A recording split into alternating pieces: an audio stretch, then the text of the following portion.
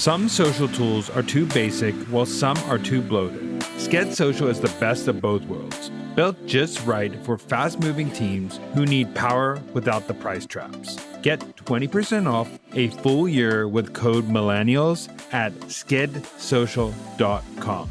That's SKED social.com. What is up, marketing besties? We are kicking off a brand new mini-series called Go-to-Market Plays, where we break down one go-to-market move in under 10 minutes. Real tactics, zero fluff, just the kind of stuff you actually use to launch smarter, grow faster, and win your market. And joining me for this whole series is someone who lives and breathes go-to-market, Tamara. She's an award-winning product marketer, former VP of product marketing at Kajabi, and one of the sharpest minds in the game. Let's get into it. Welcome back to another go-to-market play in 10 minutes or less. Today, we're diving into a strategy that's all about growth through repositioning, specifically how rethinking your target audience can unlock massive new opportunities. And Tamara, what is this play we're unpacking today? All right. Thanks for having me. Often I find we get so focused on our target market and as we should, because we always say focus on the target market. But sometimes that level of focus actually makes us miss really great opportunities that are right in front of us, right? Opportunities that might even be better than our current strategy. So I need to shout out actually Scotty from the PMM Camp community because he helped me brainstorm today's play. And here it is. Reposition your existing product to appeal to a new, previously untapped audience, and then align your branding, messaging, and channels to resonate with them. I want to be clear that this is not about changing the product, right? So this is something we can do as marketers without needing to build new product functionality, change product functionality, any of that. But it does go beyond just slapping a new tagline on the homepage. It really is about realigning around a new ideal customer profile, right? It's a new persona with new needs who maybe sees your product in a different light than you've been looking at it previously. Yeah, and I think for some people, this might sound very risky. So I think, when do you know it's time to make a move like this and reposition your product? Yeah, that's a great question because it does kind of go against a lot of feedback that we typically talk about in product marketing and in go-to-market. So here's a few signs, though, that it might be time to reposition. The first one is growth has stalled. So you're seeing that your core audience isn't converting like they used to, and your current messaging is really starting to fall flat. The second one is that the market has shifted. So maybe a new competitor has entered, buyer priorities change, or the channels that were working for you previously just aren't working anymore. And so that basically means you're not the obvious choice for your segment anymore. The third one is that you've actually just saturated your current market, right? This happens. Maybe you're winning with this segment, but the segment is smaller. You've fully penetrated that segment. And so you really need to unlock a new ICP in order to drive that next wave of growth. And then the final one, which we're going to give an example of later today, is you're just starting to see unexpected traction from a new audience. Sometimes we don't go looking for the audience comes to us. And so it might not be someone who you maybe built it for, but they've shown up and they're, showing interest and they're actually converting. Yeah, I've actually seen this firsthand in one of the companies I work at, where you do prior planning before you expect a segment to grow out a certain way, but either there's audience fatigue on channel, or there's no more growth left in that segment, so you have to go out and find that. But it's better to do this before it's too late. I've seen sometimes people wait to reposition. So instead of trying to just force growth with your audience that's no longer moving, you can zoom out and just say, who else could this be for? Who else could use my product? Exactly. And that's what Stanley did, which is the example for today's go-to-market play.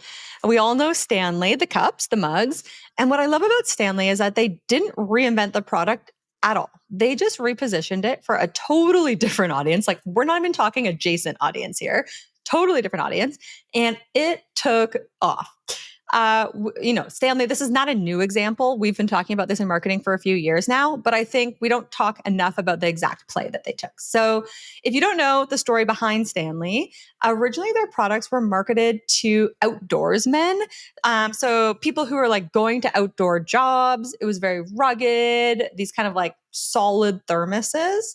But they saw an opportunity to reach this new demographic, which was Millennial and Gen Z women.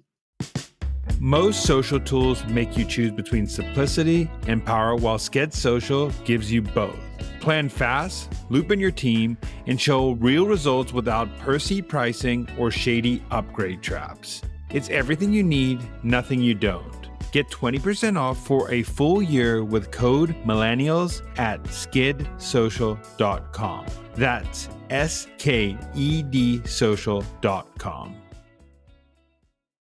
And I mean, if you've been living on a rock, you don't know what Stanley is. I mean, I've seen them all over TikTok. I've seen them all over Instagram. You see now people are even making little charms and accessories, right? Yeah, charms and accessories for it. So it's a personality piece now. I think most people don't realize that Stanley is a 100-year-old company. If you would think about Stanley, they really just came up 5 years ago to a new market, which is kind of crazy to think about. It's so wild. And if we think back to like the people who started the company who are running these like growth projections 100 years ago, I guarantee you they weren't sitting around being like, we're going to have a pink Stanley and there's going to be little charms, right? Like they couldn't have even imagined this ICP. And what I think is really cool about this repositioning is that they didn't change the product's functionality. It's still a thermos, it's still a tumbler, right? But they rebranded it as a stylish, must-have accessory. As you said, it's a personality piece. People literally have Stanleys of different colors, right? And so what did Stanley do? They didn't just like change the marketing message. They introduced new colors, the pastel colors that we talked about. They collaborated with influencers, so they unlocked new channels. And they embraced platforms like TikTok, right? Where they knew that this new audience was hanging out. I guarantee you they were not selling these thermoses to the outdoorsmen on TikTok previously, right? So if you haven't been following the Stanley kind of repositioning, I want to break down a little bit more about exactly what they did. So the story goes that they started to notice that their quencher tumbler in particular was really gaining popularity among women, even though they hadn't done any marketing campaigns for this. And they realized that it actually was because this website called the Buy Guide was starting to promote it. And so because of that, they then decided to actively go after this segment. So they made that decision. Great. Wow, this segment is now coming to us. It was that fourth category earlier. Let's actually play the game a bit more with them. So they expanded their color palette. They had those pastels, the trendy colors, the seasonal colors, which is what resonated even more with that target audience. They partnered with lifestyle influencers and created limited edition tumblers with those influencers, and they were selling out really quickly. And then they leveraged those new platforms, right? To showcase the tumbler, showcase the like lifestyle around the tumbler. So it's like, oh, I'm driving and dropping my kids off at school. Oh, I'm going to Pilates. And I thought we had to talk about today what happened on TikTok. Do you remember when that lady's car caught on fire and the only thing that survived was her Stanley tumbler and it literally had ice still inside? Yeah, it was so crazy. And I also remember that I think the CEO of the company sent her, did a really good play on TikTok and sent her another. I think they bought her a car. Yeah, bought her a car. Yeah, that's what they did. Yeah, which is even the way, listening to your audience, listening to the feedback, knowing this is a viral moment and acting on it. You only get few chances like this in marketing. So Totally. capitalizing on that is such a great way. Yeah, the car, that's what they bought there. New car, that's crazy. And this wasn't just a marketing play though, like this worked, right? So this massive change in ICP led to a significant increase in sales. pulled up some numbers, and Stanley's annual revenue was 70 million in 2019. So still respectable, let's be clear, but it jumped to 750 million by 2023. So that's pretty impressive just by unlocking a new market, right? And what I love about this, like I'm a product gal, so I love product, but I have so much respect for like, they did not create a better thermos. The thermos is the same. It's literally just came from a better understanding of who this might also be for.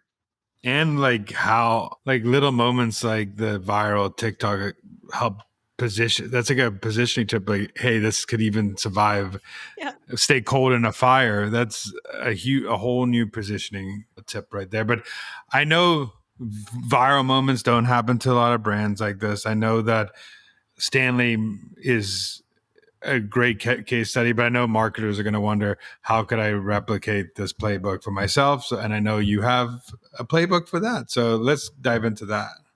All right. First, you need to find the signals. This isn't something you can force. You can't just like sit in a boardroom and be like, I want millennial women to be my next segment, right? So I always recommend start by looking at what's already happening around you, not what you hope will happen. So some questions to ask yourself is, are you seeing unexpected traction from a new segment? Maybe this is like, oh, more people in that segment signing up for your email list, more people in that segment engaging with you on social. It doesn't necessarily have to be sales. Then you're looking for, are certain types of users converting faster or sticking around longer? This is obviously, less relevant for products, consumer products like Stanley, more relevant for the space that we're often in, which is like SaaS. And then I always also say, look out for, are you starting to get more press or more conversation from like creators or influencers who are talking about this product organically or naturally? That's usually a clue. So then you really want to follow that usage. Look at who's showing up without you asking them to. That's the clue. Next, once you've kind of identified that audience based on those patterns, you need to realign the entire experience, right?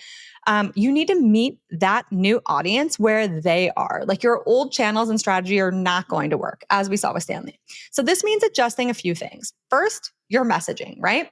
Really understand their jobs to be done, their pains and gains, and then make sure that you're speaking to their goals, not your original audiences. And this can be hard because like you are biased towards knowing what does work in your company today. And you almost need to like step back from that and imagine you're like a whole new company altogether.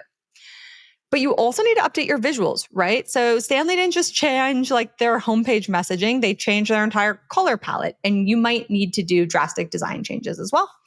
And then, of course, your channels. This new audience probably is going to show up and hang out on different channels than your old audience. And so don't be afraid to, test new channels. I do think it's worth mentioning, like, you don't need to abandon that core customer. You just need to expand who that customer is, who your product is for, and kind of build a bridge to this new customer. And then finally, the last thing you need to do is kind of relaunch your product with intention. So you want to treat this repositioning exercise like a launch. People think launches are just new products, but they're not. A launch could be new messaging. It could be new products. It could be a new segment, all of that. And so it's not something you kind of want to just like subtly bring out. So create a dedicated campaign that actually reintroduces your product to this new group. Partner with the creators, influencers, voices who already have credibility in that space. That's going to get you instant credibility faster than building your brand slowly. And we kind of talked about like visuals and stuff. You might need to also consider tweaking packaging, naming, pricing, depending on who this new customer is as well. But really, all of that market research is going to like help dictate some of this. And I also like what you just said. I think a lot of people think that a launch has to be a brand new product. A product launch is a brand new product, but you could be taking the existing product and just repackaging it for a new audience, a new segment, a new channel. Like if you're launching a new channel, which I think that is an important point, because I think a lot of people mistake product launches with just being, hey, we're launching a new feature. No, it could be that we found this new audience that works for us. We're going to go after this new audience that works for us. And this is our biggest growth potential we have based on what we're seeing in the market, just like Stanley did. So thank you everybody for listening. If your growth has stalled or the market's changed or you're just beating your head against the wall with your current audience, it might be a time to just zoom out and ask, like, who else could this product serve? So you don't always need a new product, like I said. You just need to have a new lens, a new position, a new way of launching something that you already had. And thank you, Tamara, for joining us for another go-to-market play. Until next week. Thanks so much for listening. Keep tuning in to hear more great insights from the coolest marketers from around the world.